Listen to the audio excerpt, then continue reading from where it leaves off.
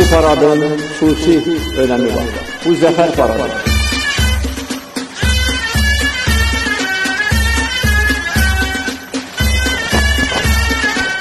Yıllık hasret son bulmuştur.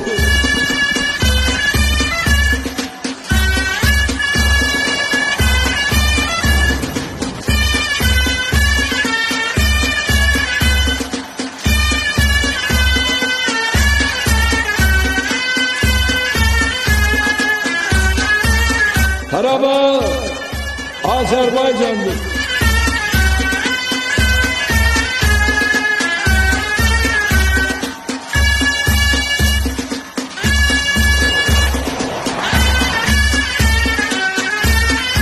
Qarabağ bizimdir, Qarabağ Azərbaycandır.